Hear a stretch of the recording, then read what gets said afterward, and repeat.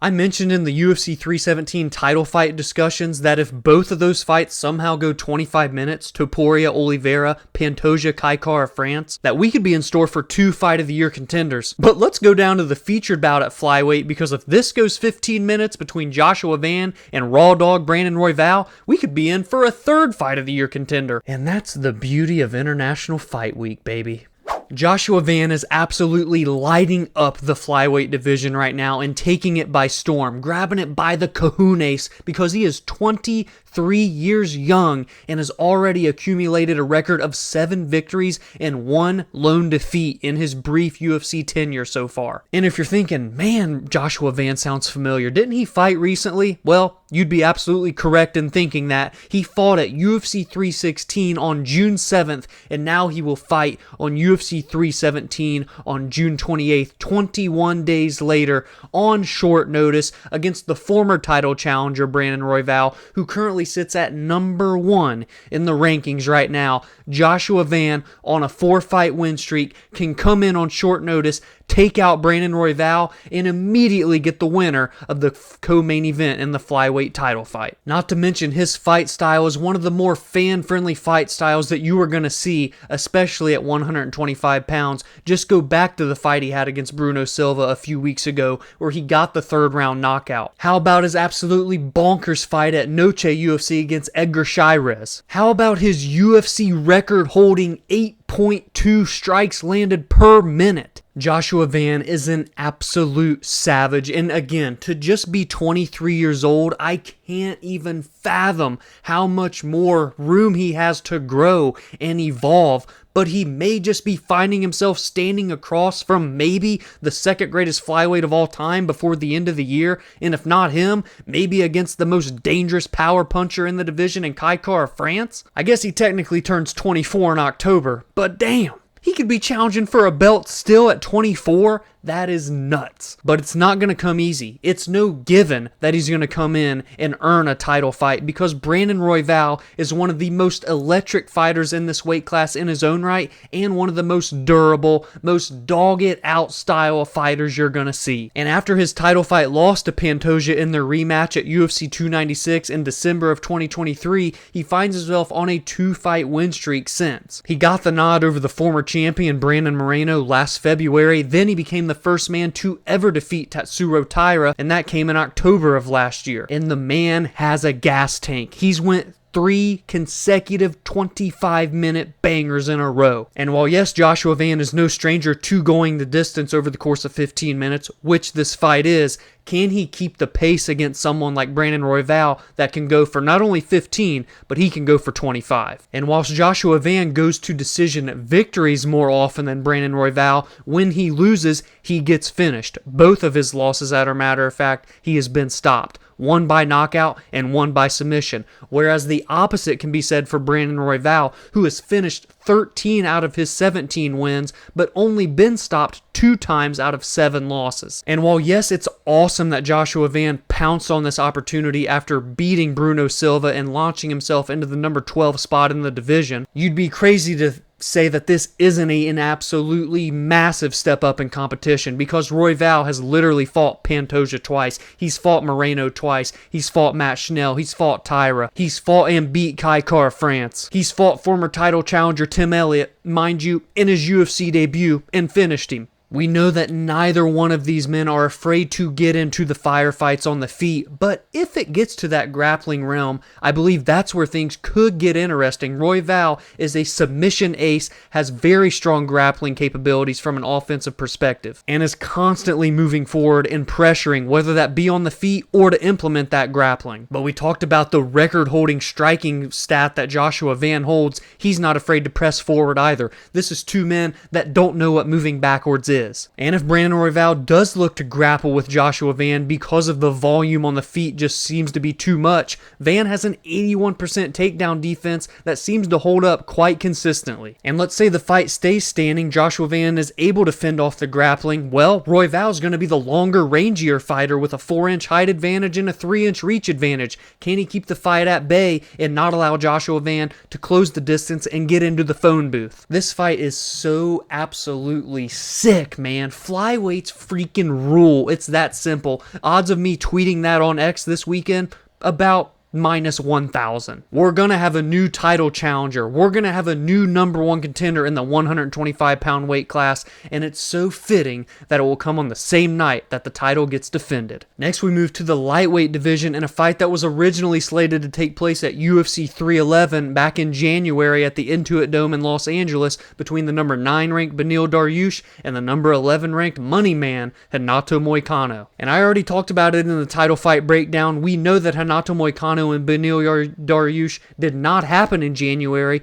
because Arman Tsarukyan was pulled from his title fight against Islam Makhachev, and on one day's notice, Renato Moicano, given the win streak that he was on, was put in to that title fight against Makhachev, but would fall shy. But I'm glad to see that the UFC decided to rebook this matchup because from an X's and O's perspective, it is a very fun fight. And Beneil's going to enter this fight on a 2-fight knockout losing streak, having not won a fight since October of 2022, but that was against Mateusz Gamrot. But instead of getting the title shot that he had more than earned in 2023 after 8 consecutive victories, Beneil Dariush would instead take on Charles Oliveira in a number one contender fight where he would be knocked out in the first round. Then he would follow that up with another massive fight against Arman Tsarukyan in December of 2023 in a headlining spot in Austin, Texas, where he would lose via first round knockout there as well, the biggest win of Arman's career to that point. So now, after a very long hiatus, more than a year and a half at this point, albeit he was slated to fight in January,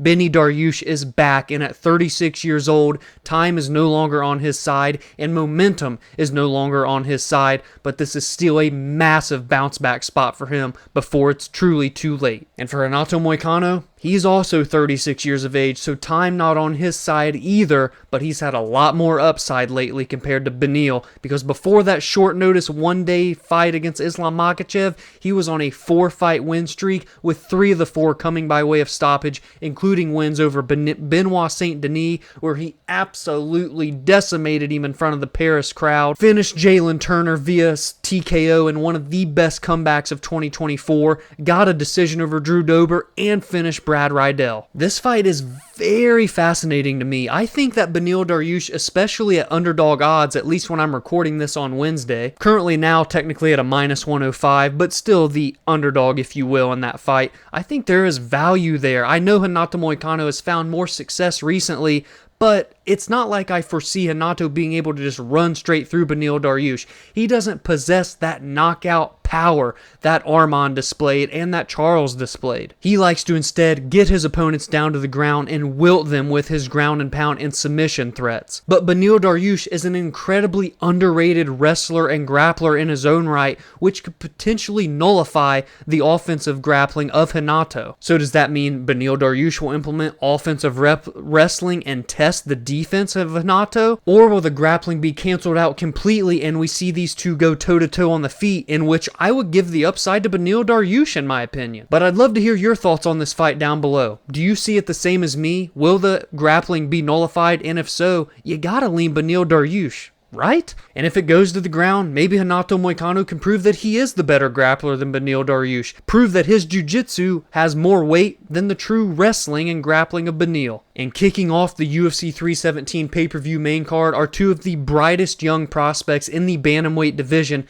Payton Talbott and Felipe Lima. The 26-year-old Talbott started out his UFC career red hot following his big win on the Contender Series in August of 2023, starting out 3-0 with 3 finishes, 1 in each 3 rounds. But then he would go up against the veteran and battle-tested Raoni Barcelos in January at the aforementioned UFC 311 card, and he would move into that fight as a near minus 1,500 or north favorite and get absolutely ragdolled for 15 minutes by the veteran, who just a couple of weeks ago is coming off of another win over Cody No Love Garbrandt. And you can guess all the haters were coming out of the woodwork calling fraud check on Payton Talbott. And while I'm not ready to go to that extent just yet, it was a very eye-opening fight for Talbot because a lot of weaknesses were exposed in that one by Barcelos. And the UFC isn't doing him any favors here in the get right fight because Felipe Lima is 27 years old and is 14-1 as a professional and 2-0 in the UFC.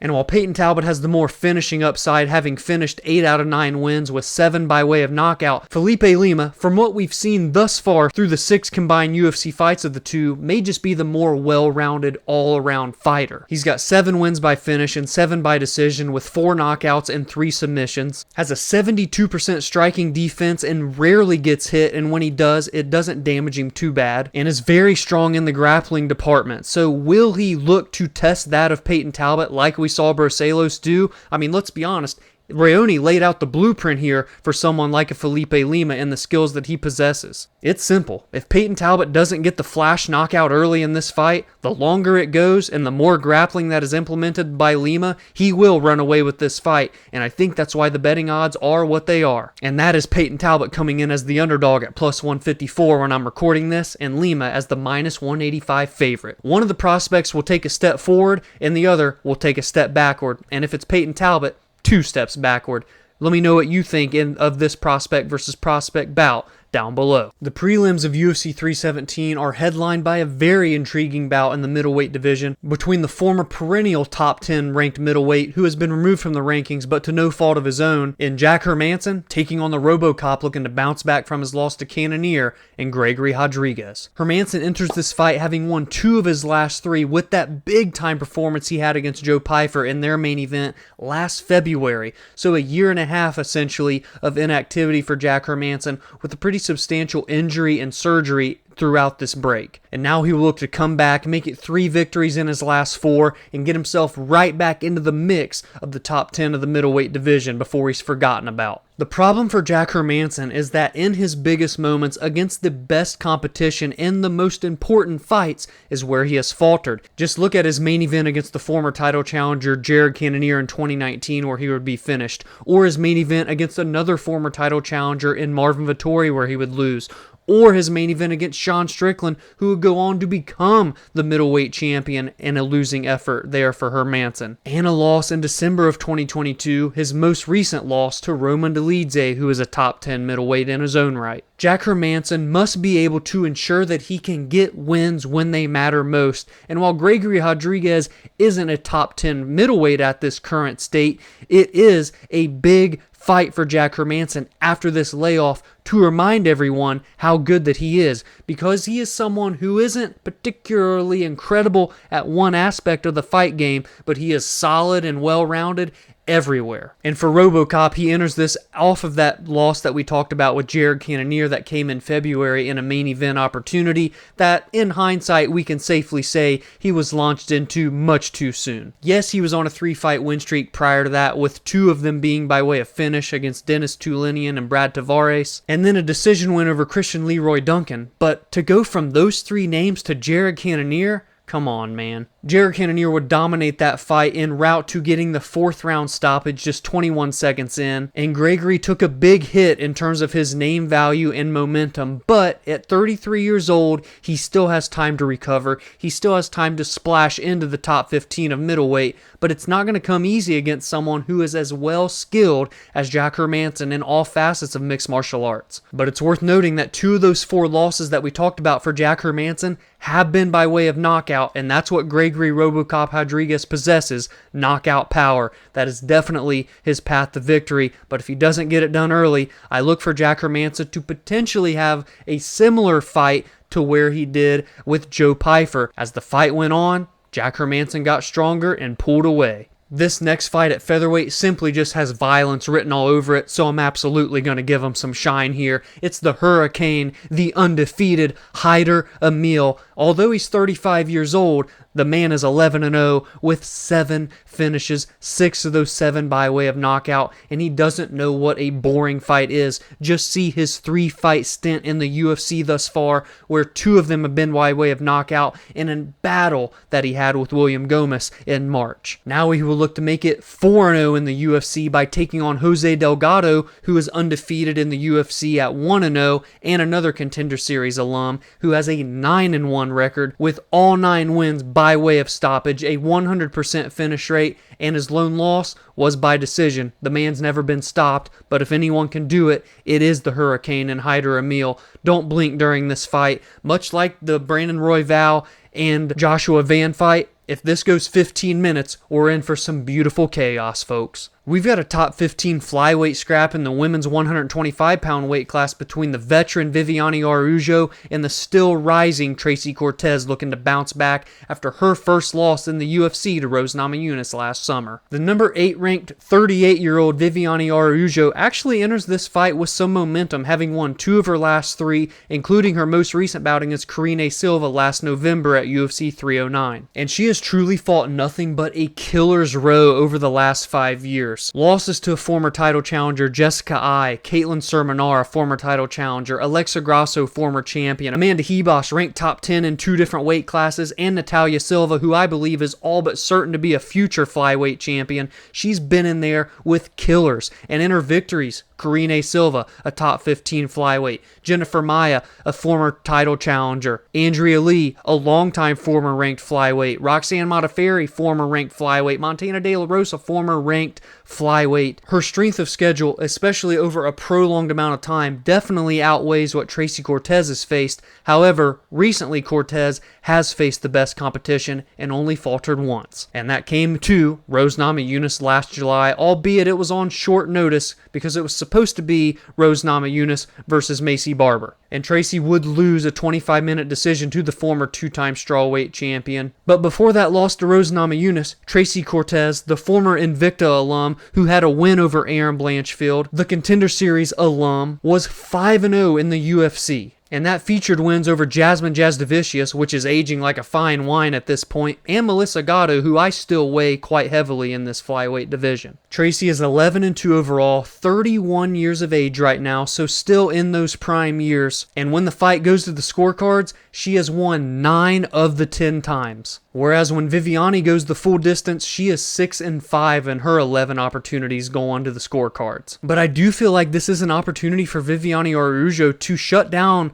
another prospect in this flyweight division like she did against Cortez Silva. Especially when you see that plus 200 underdog betting tag next to her name. I think this is a spot for her to play spoiler. She has an 80% takedown defense, which is very good considering Tracy Cortez is absolutely going to look to grapple in this fight in order to get her best path to victory. And if she stuffs the takedowns and keeps the fight standing, I would rate Viviane higher than Tracy Cortez in the stand-up realm. I absolutely see a path to victory for Viviane Araujo here in this fight. Tracy Cortez has to get the bounce back before it's too late. And I'll say that Tracy hasn't really had that one fight that is a stamp and that really shows that she can make noise in the top of this division like Natalia Silva has done, like Jasmine Jasdavicius has done, even like Miranda Maverick had done, even though she's coming off of that loss to Rose. And of course, like the Macy Barbers and Erin Blanchfields, all of those prospects in the same area that have rose around the same time as Tracy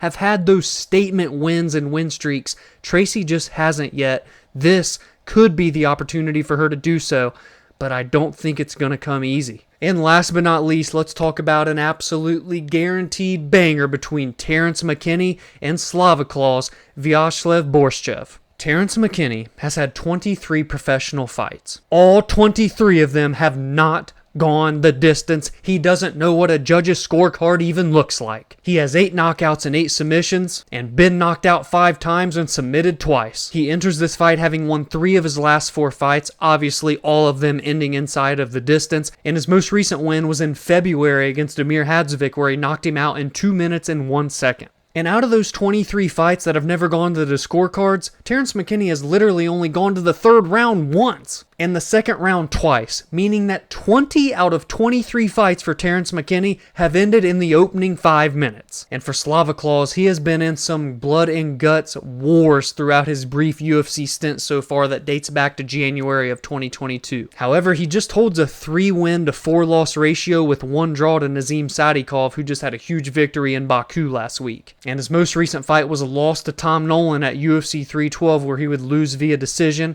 and the most recent win was against James Lawntop via split decision in a very competitive bout. Slaviclaw is an insanely dangerous kickboxer, but if Terrance McKinney can charge in quickly and land the big shots on the feet, or grapple Slava claws like we've seen him face against the likes of Chase Hooper, this could be T-Rex en route to a destruction win. So that's it for the massive UFC 317 International Fight Week preview, and I want to hear all of your thoughts, your predictions, your bets, and everything in between down in the comments below. And if you enjoyed this breakdown, please be sure to drop a like and subscribe to the channel as we continue to chase the goal of reaching 1,000 subscribers before the end of 2025.